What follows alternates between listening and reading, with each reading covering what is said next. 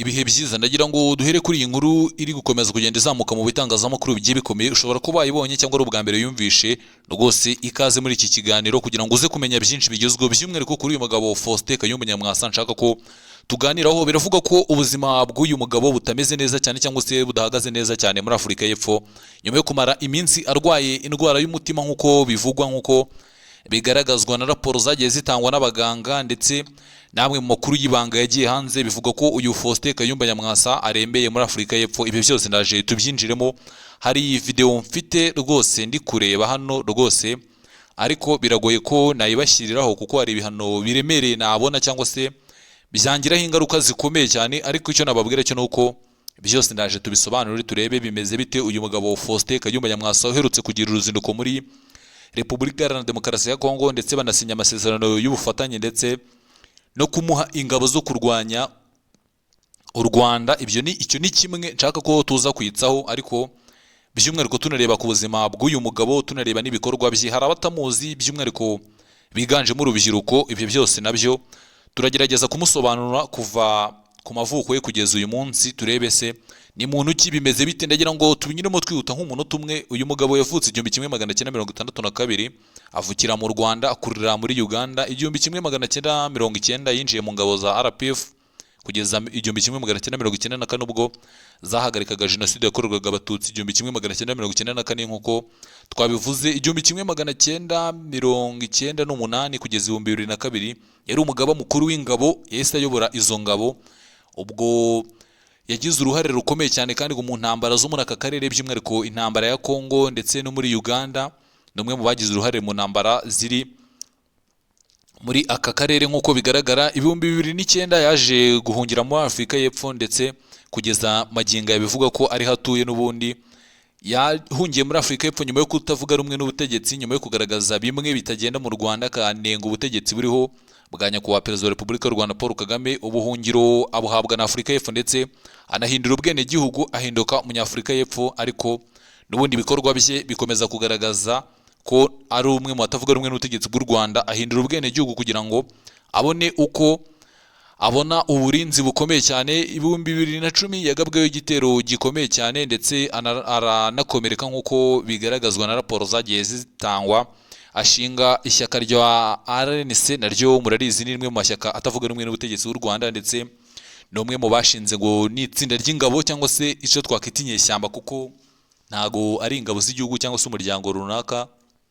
Ibyo ni bimwe mu bigaragara mu buzima bw'uyu mugabo Faustin Kayumba Nyamwasa uherutse kugira n'uruzinduko muri Repubulika Iharanira Demokarasi ya Kongo. Baganira kuri byinshi, ndetse Repubulika Iharanira Demokarasi ya Kongo imwemerera ibintu bigera kuri 2, harimo kumuha ingabo zo kumurwanira ndetse no kumuha abarimu bigisha ingabo ze nshya, by'umwihariko zigizwe n'abakongomani. Ibyo ni ibintu bemeranyije na Repubulika Iharanira Demokarasi ya Kongo mu minsi mike ishize agiriye uruzinduko. Ibyo ntago tugiye kubyitsaho cyane cyangwa se ntago tugiye kubigaruka, ahubwo uyu mugabo Faustin Kayumba Nyamwasa ni umwe mu bakomeye batavuga rumwe n'ubutegetsi bw'u Rwanda, kuko niyo ugiye ureba abo u Rwanda ruvugaho ndetse n'abahangayikishije u Rwanda, by'umwihariko mu kijyanye n'amagambo akoresha ndetse n'imbaraga afite. Ubona ko uyu Faustin Kayumba Nyamwasa ari we muntu utavuga rumwe n'ubutegetsi bw'u Rwanda, usa nk'aho afite imbaraga ndetse u Rwanda runatekerezaho cyane. Ibyo byagaragaye ejo bundi 2025 yagira uruzinduko muri Zimbabwe, anagaragaza bimwe mu bikorwa by'u Rwanda rukora ngo birimo ubwicanyi, kuyoboza igitugu, ndetse utavuga rumwe n'ubutegetsi bw'u Rwanda ngo abagomba gupfa, n'ibindi bigiye bitandukanye yagiye atangaza kuva 2009 kugeza 2026 n'ubundi.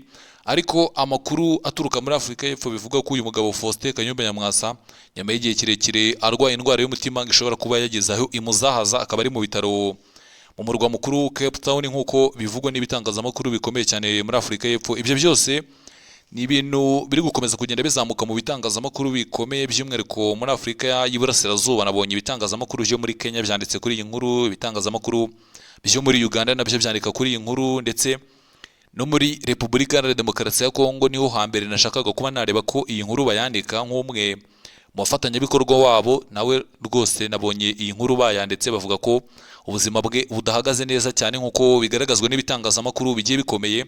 Hari n'imwe muri video zamaze kujya hanze zigaragaza uyu Faustin Kayumba Nyamwasa ariho agaragurika, se twabyita kugaragurika, ariho yigaragura ku buriri ndetse n'abaganga basa nkaho bari kumwitaho gake gake. Bivugwa ko rwose indwara y'umutima ayimaranye imyaka igera kuri 14 nk'uko bivugwa, ndetse byagiye binagaragazwa binagaragara ko rwose ngo n'imyaka imaze kuba yagenda iba myinshi ndetse n'izindi ndwara z'izabukuru, ariko bivugwa ko afite bamwe mu bana be n'ubundi ngo yamaze kuraga ibye ndetse abazanakomeza umujyo yatangije. Avuga ko amaze kugira abarwanashyaka basaga 12,000 ku isi yose. Avuga ko muri abo bose n'ubundi bose bafite imyumvire imwe ndetse n'intego imwe. Ibyo ni ibintu bigaragara ndetse yagiye anagaragaza kenshi uyu Faustin Kayumba Nyamwasa, agaragaza ko igihe kigeze ngo noneho ibyo yapanze imyaka igera kuri 16 yose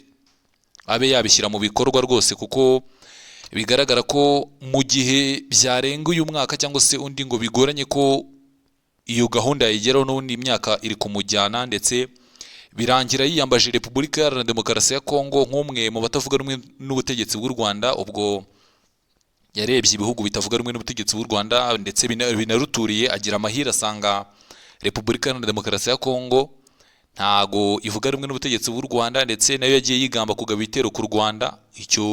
Iyo ni turufu ya mbere Faustin Kayumba Nyamwasa yabonye yo gukina. Ubwo leta y'u Burundi nayo ikubitiraho.